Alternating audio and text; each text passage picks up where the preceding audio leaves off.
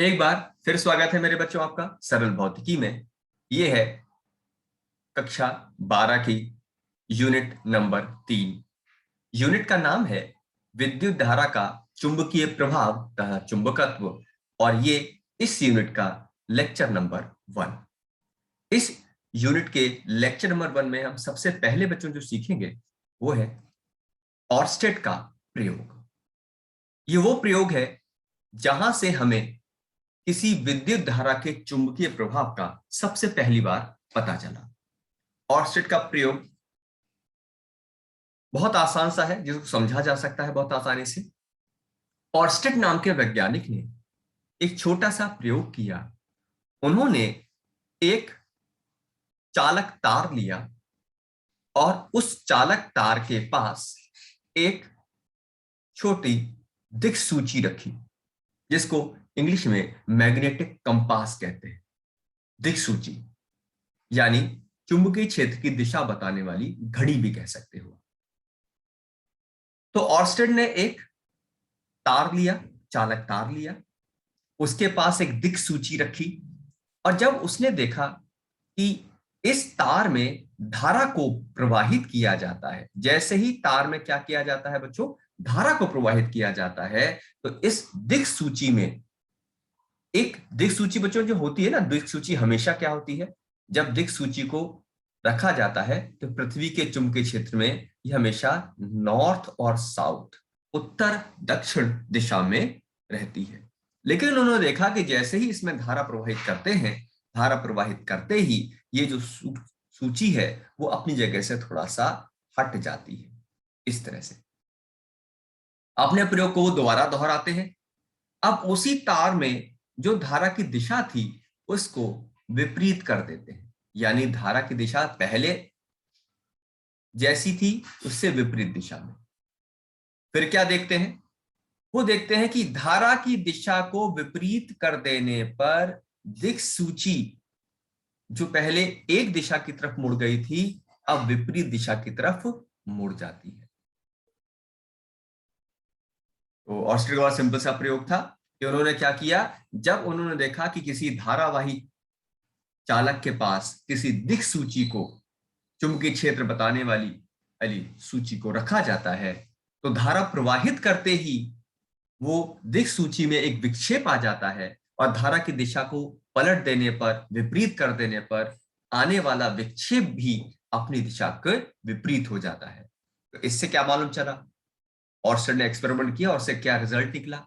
तो ऑर्स्टेड ने इसके बिहाफ पर रिजल्ट निकाला, परिणाम निकाला कि किसी चालक तार में नियत धारा बहाने पर, डीसी धारा है बच्चों, नियत धारा बहाने पर तार के चारों ओर एक चुंबकीय क्षेत्र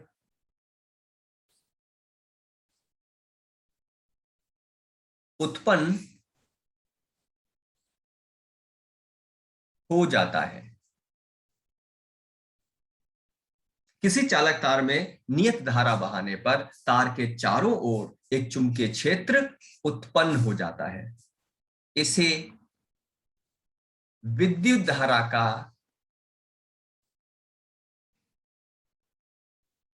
चुंबकीय प्रभाव कहते हैं।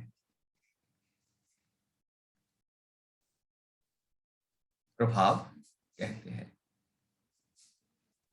तो ऑर्स्टेड का बड़ा साधारण सा प्रयोग हो गया। ऑर्स्टेड नाम के वैज्ञानिक ने क्या दिखाया कि जब कभी भी किसी तार में धारा प्रवाहित करेंगे तो किसी तार में धारा प्रवाहित करने पर तार के चारों तरफ एक चुंबकीय क्षेत्र बन जाएगा और किसी चालक तार में धारा प्रवाहित करने पर चुंबकीय क्षेत्र का बनना क्या कहलाएगा, विद्युत धारा का चुंबकीय प्रभाव।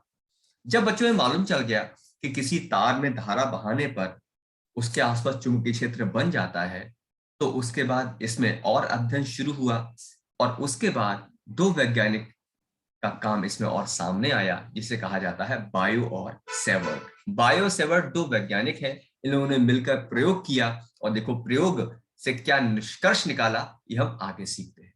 तो ऑर्स्टेड के प्रयोग के बाद दूसरा अपने पास आ जाता है बायो सेवर्ट का नियम। ये बहुत इंपॉर्टेंट है,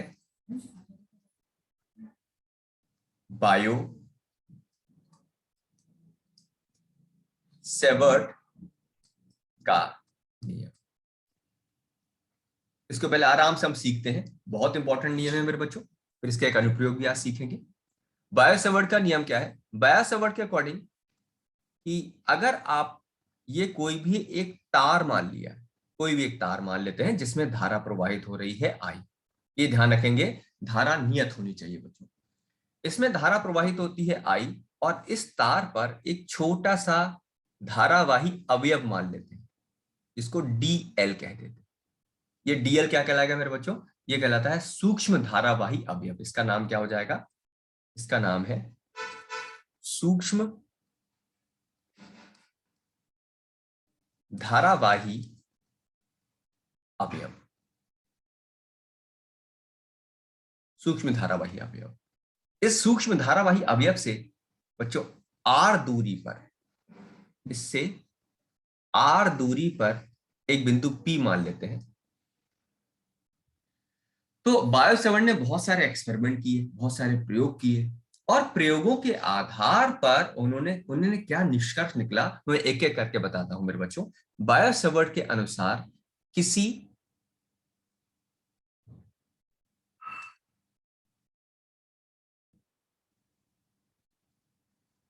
धारावाही सूक्ष्म अवयव के कारण, किसी धारावाही सूक्ष्म अवयव के कारण उत्पन्न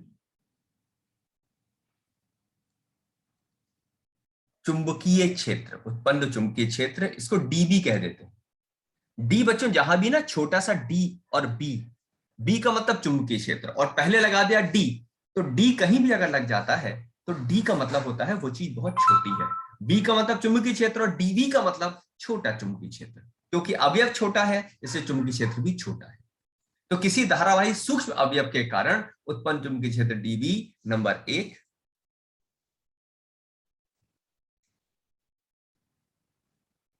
धारावाही अवयव की लंबाई के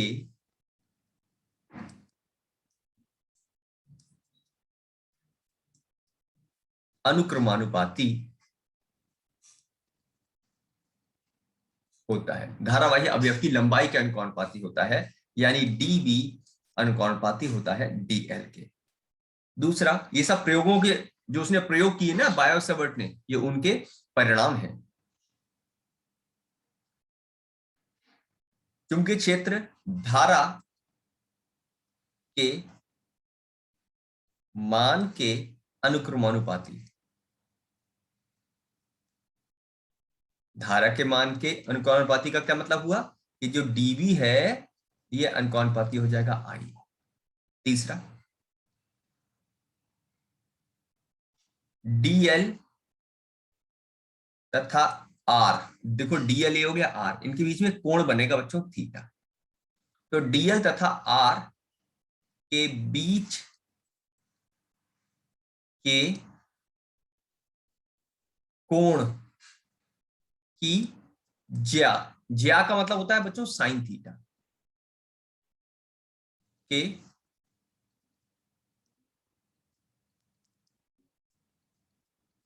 अनुक्रमानुपाती, यानी डीबी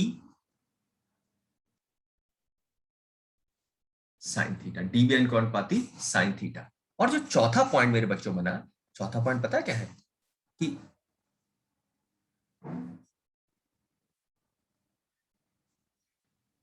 बिंदु पी की डीएल से दूरी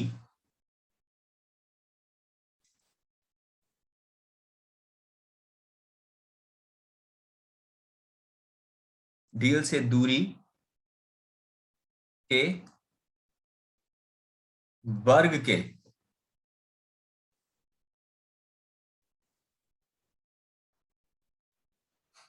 व्युत्क्रमानुपाती। इसका मतलब क्या हो गया मेरे बच्चों? DB 1/r²। अब ध्यान से देखिए, वैसे देखा जाए कितने बिंदु हो गए अपने पास? एक तो ये हो गया डीबी अनुपाती डीएल, दूसरा हो गया डीबी अनुपाती आई, तीसरा हो गया डीबी अनुपाती साइन थीटा, चौथा हो गया डीबी अनुपाती 1/r²। अब इन सब को अगर हम मिलाकर एक साथ लिखें तो कैसा दिखेगा? तो इन सबको मिला के लिखते हैं। इन सबको मिला के लिखेंगे तो मिला के लिखने पता है कैसा होगा मेरे बच्चों? डीबी को अगर हम मिला के रखेंगे तो डीबी ऐसा दिखेगा, डीबी अनुक्रमानुपाती आई डीएल साइन थीटा और बटे r²। यानी डीबी, अच्छा जब हम अनुक्रमानुपाती का चिन्ह हटाएंगे मेरे बच्चों, तो चिन्ह हटाने पर क्या आएगा? एक नियतांक आता है μ0/4 पाई। नियतांक क्या होता है? μ0/4 pi I D L sine theta बटे r²। ये जो आप सामने देख रहे हो, ये क्या आ गया मेरे बच्चों? ये आ गया, यही क्या है? यही बायो सेवर्ट का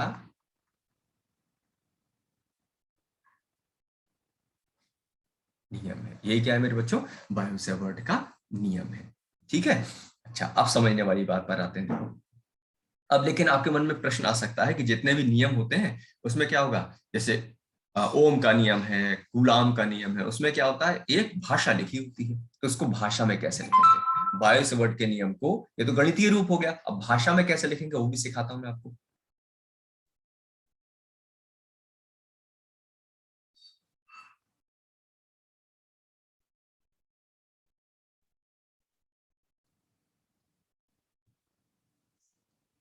बायो सेवर्ट का नियम भाषा में कैसे लिखेंगे? बायो सेवर्ट के नियम के अनुसार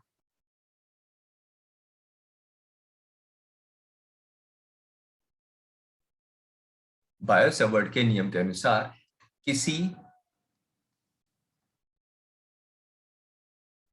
सूक्ष्म धारावाही अवयव के कारण चुंबकीय क्षेत्र, बायो सेवर्ट के नियम के अनुसार किसी सूक्ष्म धारावाही अवयव के कारण चुंबकीय क्षेत्र धारा के मान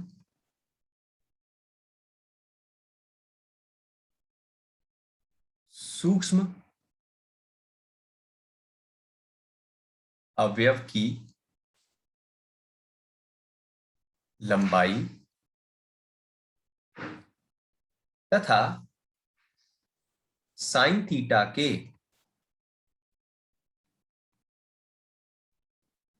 गुणनफल के अनुक्रमानुपाती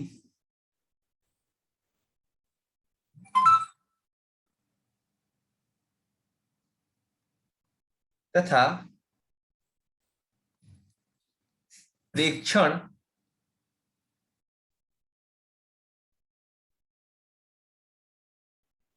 प्रेक्षण बिंदु की अवयव से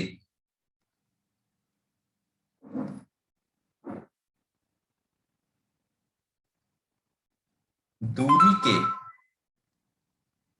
वर्ग के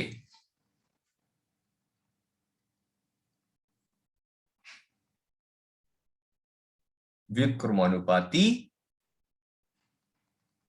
होता है।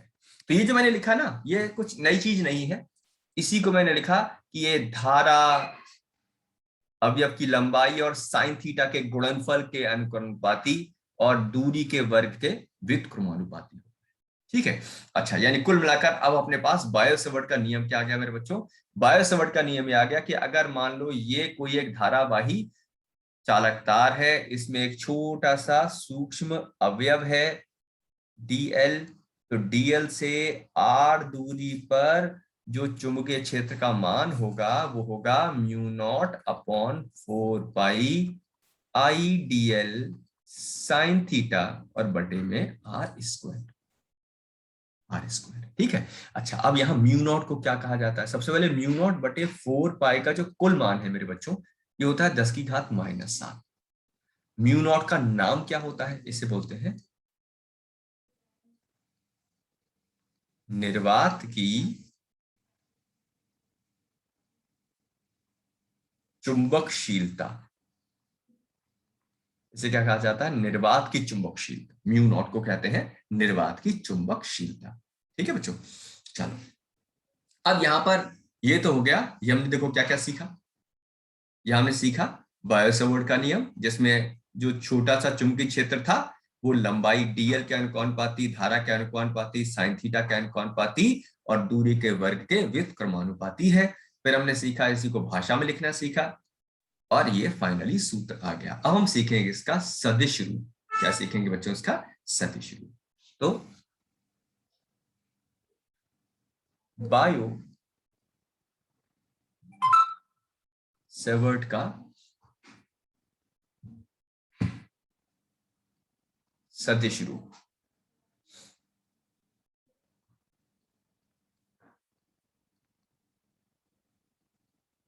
सदिश रूप, सदिश क्यों? क्योंकि चुंबकीय क्षेत्र कैसी राशि है बच्चों? चुंबकीय क्षेत्र एक सदिश राशि। तो कैसे करेंगे देखो मेरे बच्चों, डीवी का मान कितना आ गया? डीवी का मान आ गया म्यू नॉट बटे 4 pi I D L sine theta बटे r स्क्वायर। इसको ऐसे लिख दें, अच्छा, म्यू नॉट बटे 4 पाई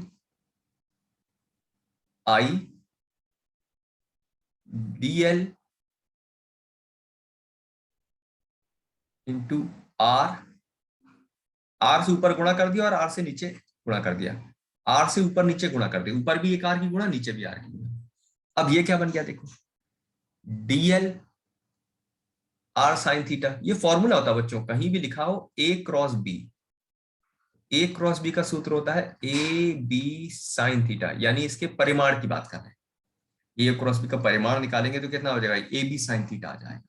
तो ऐसे ये हो गया ए, ये हो गया बी, ये हो गया साइन थीटा। नहीं, उसको डीएल आर साइन थीटा को वेक्टर फॉर्म में कैसे लिख सकते हैं?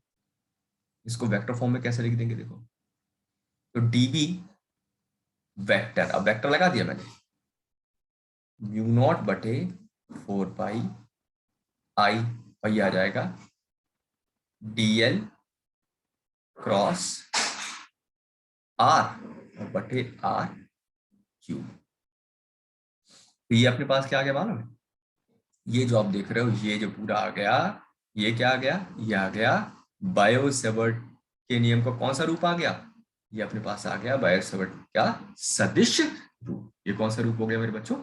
सदिश रूप आ गया। ठीक है। चल, अब इसके बाद और आगे बढ़ा जाए। अब इसके अनुप्रयोग, बायो सेवर्ट के नियम के अनुप्रयोग हम सीखेंगे। बायो सेवर्ट के नियम का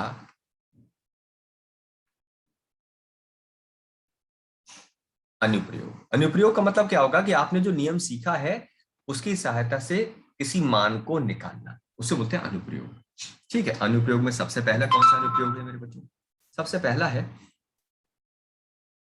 किसी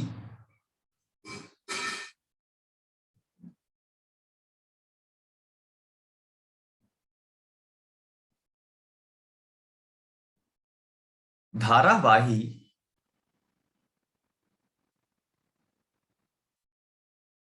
कुंडली, वृत्ताकार की बात हो रही है,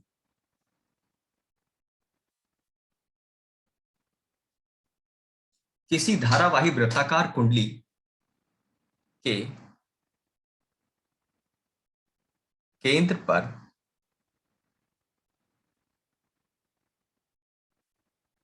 चुंबकीय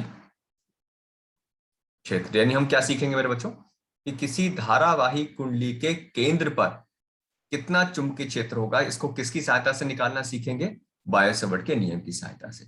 ठीक है, चलो तो मान लेते हैं मेरे बच्चों कि ये कोई एक धारावाही कुंडली मान लेते हैं,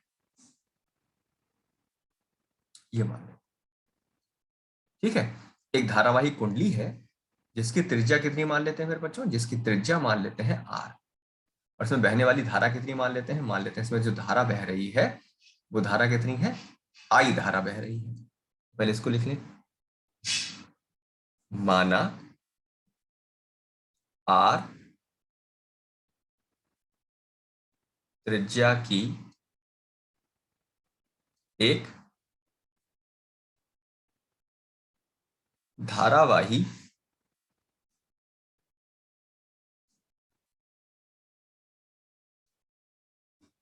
कुंडली है। माना आर त्रिज्या की एक धारावाही कुंडली है जिसमें नियत धारा आई प्रवाहित होती है। माना आर त्रिज्या की एक धारावाही कुंडली है जिसमें नियत धारा आई प्रवाहित होती है। ठीक है, अब देखो बायो-सवर्ट का जो बच्चों नियम है वो किसके लिए काम करता है? बायो-सवर्ट का जो नियम काम करता है वो सूक्ष्म अवयव के लिए काम करता है। यहां पर क्या मानना पड़ेगा? यहां मानना पड़ेगा हमें एक सूक्ष्म अवयव। तो क्या मान लेते हैं? यहां पर एक छोटा सा अवयव मान लेते हैं। इस तरह से हमेशा अवयव को धारा की दिशा में ही माना जाता है, ये मान लेना। ठीक,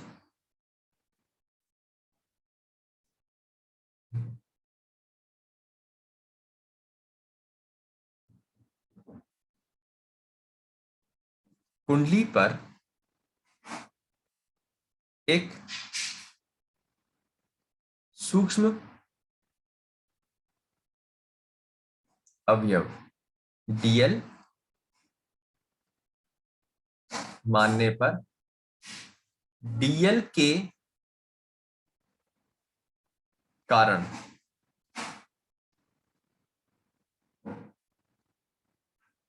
केंद्र ओ पर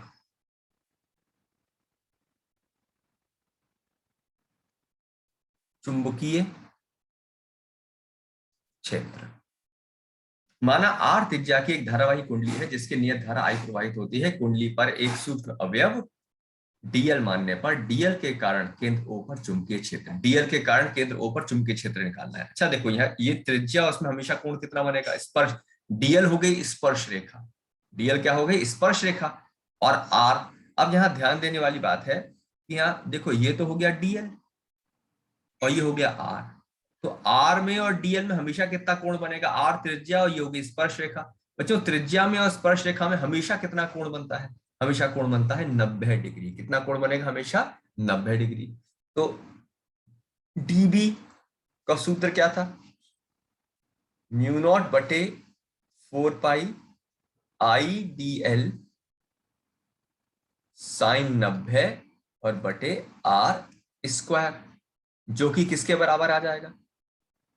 साइन 90 का मान 1 लगा दो, म्यू नॉट बटे 4 पाई आई डी एल बटे आर स्क्वायर। अच्छा, ये पूरे के कारण चुंबकीय क्षेत्र नहीं हुआ, ये क्या हो गया? पूरे के कारण चुंबकीय क्षेत्र नहीं, ये तो छोटे से अवयव के कारण है, जबकि हमें निकालना है पूरे कुंडली के कारण। अतः पूरी, ये तो छोटा सा डीएल हो गया, पूरी कुंडली के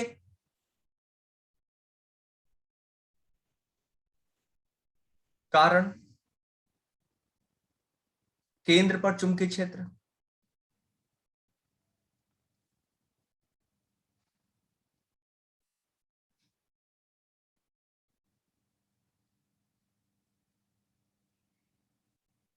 क्षेत्र कितना होगा देखो। अब जैसे ही कुल चुंबकीय क्षेत्र कहेंगे तो हम करेंगे समाकलन। देखो जब भी कुल निकालना होता है तो समाकलन किया जाता है, यानी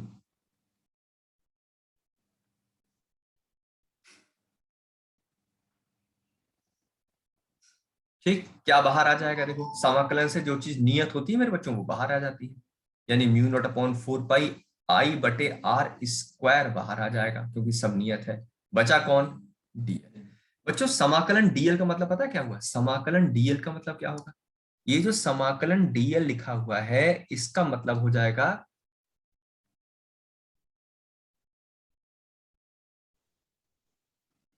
कुंडली की लंबाई। अब वृत्ताकार चीज की लंबाई का मतलब क्या हुआ, वृत्ताकार चीज या कुंडली की लंबाई का मतलब मेरे बच्चों होता है उसकी परिधि। जैसे कोई गोल गोल है तो पूछा जाए कुल, जैसे एक तार लिया तुमने ऐसे गोल गोल करके घुमा दिया उसे, ठीक है, अब गोल घुमा तो दिया तुमने, अब जब गोल गोल पूरा घुमा दिया तो ये पूरी लंबाई कितनी होगी, ये पूरी लंबाई, ये होती है परिधि। और किसी वृत्त की परिधि कितनी होती है मेरे बच्चों, तो किसी वृत्त की परिधि होती है मेरे बच्चों 2 पाई आर। कितनी हो जाएगी, 2 पाई आर। तो यहां पर बी का मान कितना हो जाएगा देखो,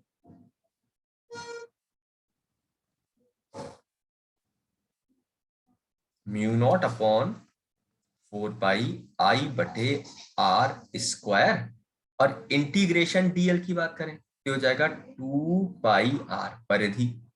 अच्छा क्या कटेगा ध्यान से देखो, पाई से पाई तो कट जाएगा, 2 से 4 भी कट जाएगा, और एक आर से एक आर कट जाएगा। वो कई बार मैं आर अलग अलग बना देता हूं लेकिन दोनों ही आर है।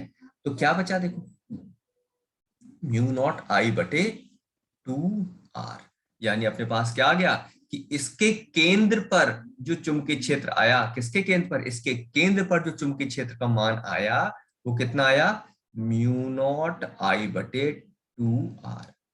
इसको चलो अलग से एक बार, और ये बड़ा इंपॉर्टेंट फॉर्मूला है मेरे बच्चों, बहुत इंपॉर्टेंट है। यानी हमने क्या सीखा, हमने सीखा कि अगर हमारे पास क्या दे रखा है, अगर हमारे पास एक वृत्ताकार कुंडली है जिसमें बहने वाली धारा आई है, तो इसके केंद्र ओ पर चुंबकीय क्षेत्र का सूत्र क्या सीख लिया हम लोगों ने, इसके केंद्र पर चुंबकीय क्षेत्र का सूत्र होगा म्यू नॉट आई बटे 2 आर। अच्छा अगर मान लो इसके अंदर एन फेरे हो, इसके अंदर कितने फेरे हो, एन फेरे हो, यानी एक के बाद ऐसे 1 2 3 ऐसे एन करके फेरे लगा दिए जाए तो क्या हो जाएगा। तो अगर इसके अंदर एन फेरे होंगे मेरे बच्चों, तो एन फेरे होने पर इसमें थोड़ा सा चेंज कर देंगे, क्या चेंज कर देंगे, तब सूत्र जो होगा वो हो जाएगा म्यू नॉट एन आई बटे 2 आर। ठीक है, अब एक आध प्रश्न करके इसको और सिखाते हैं अपने बच्चों को।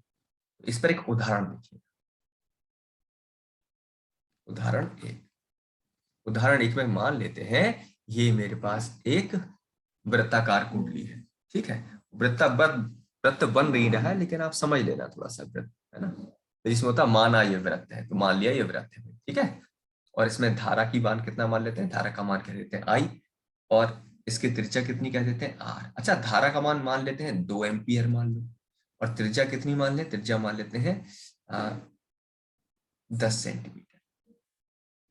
तो केंद्र पर चुंबकीय क्षेत्र का मान क्या होगा, म्यू नॉट एन आई बटे 2 आर। अच्छा फेरों के बारे में तो कुछ कहा नहीं है, जब कुछ ना कहा जाए फेरों के बारे में कि कितने फेरे हैं, एक है कि दो है, तो फेरों की संख्या को आप 1 मान लेना अगर फेरों को नहीं कहा गया है। तो इसमें म्यू नॉट का मान क्या लगाएंगे, हमेशा याद रखना बच्चों प्रश्नों में म्यू नॉट कहीं लगाना पड़े तो इसको लगाना 4 पाई गुणा 10 की घात -7, ये म्यू नॉट का मान हमेशा लगाना। तो म्यू नॉट की क्या लगा दें, 4 पाई गुणा 10 की घात -7, नंबर ऑफ टर्न फेरे एक, करंट का मान कितना 2 एम्पियर बटे 2, आर का मान 10 सेंटीमीटर। मेरे बच्चों सेंटीमीटर को बदलने के लिए आपको गुणा करना पड़ेगा -2 से। अब देखो क्या क्या हो गया, 2 से 2 कट गया, 4 पाई गुणा 10 की घात -7 और बटे 10 की घात -1, यानी 4 पाई गुणा 10 की घात -6। और इसका मात्रक पता है क्या होता है, उसको बोलते हैं टेस्ला। विषय का मात्रक क्या हो जाएगा, टेस्ला हो जाएगा। ठीक है बच्चों, चलो एक प्रश्न और कर लेते हैं, देखो उदाहरण 2। अब मान लेते हैं ये कोई एक धारावाही कुंडली है, ठीक है, जिसमें फेरों की संख्या कितनी है? 50, ठीक, जिसकी त्रिज्या कितनी है? 4 सेंटीमीटर, ठीक है, और जिसमें धारा का मान कितना है? 10 एम्पियर। और आपसे कहा जाए अभी केंद्र पर चुंबकीय क्षेत्र क्या होगा?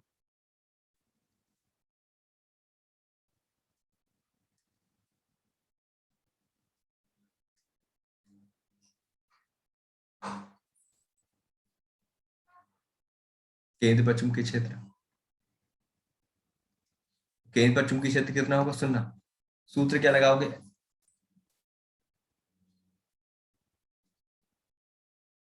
Mu naught N I upon 2 R. Mu naught कितना लगा दोगे? 4 पाई गुणा 10 की घात -7। नंबर ऑफ टर्न यानी 50 दे रखे हैं, धारा का मान 10 दे रखा है, और 2 त्रिज्या कितनी दे रखी है? 4 सेंटीमीटर। सेंटीमीटर मतलब -2। 4 से 4 तो काट ही दो, 2 से काट दो, 50 25 बचे। तो ये कितना बचा देखो, 25 और 10 250 पाई गुणा 10 की घात -7, और बटे कितना हो गया? 10 की घात -2, यानी 250 पाई गुणा 10 की घात -5। इसको साइंटिफिकली 2.50 पाई गुणा 10 की घात -3 और टी लिख देते हैं। टी का मतलब क्या होता है? यहाँ पर टी का मतलब होता है टेस्ला। ठीक है मेरे बच्चों, तो ये अपने पास क्या हो गया आज के लेक्चर में हमने क्या क्या सीखा। देखो आज के लेक्चर में जल्दी से रिकॉल करें। आज के लेक्चर में देखो क्या क्या सीख लिया हमने जल्दी से। आज शुरुआत की ऑर्स्टेड एक्स प्रयोग में, जिससे मालूम चला कि किसी तार में अगर धारा बहाएंगे तो उसके आसपास चुंबकीय क्षेत्र बनेगा।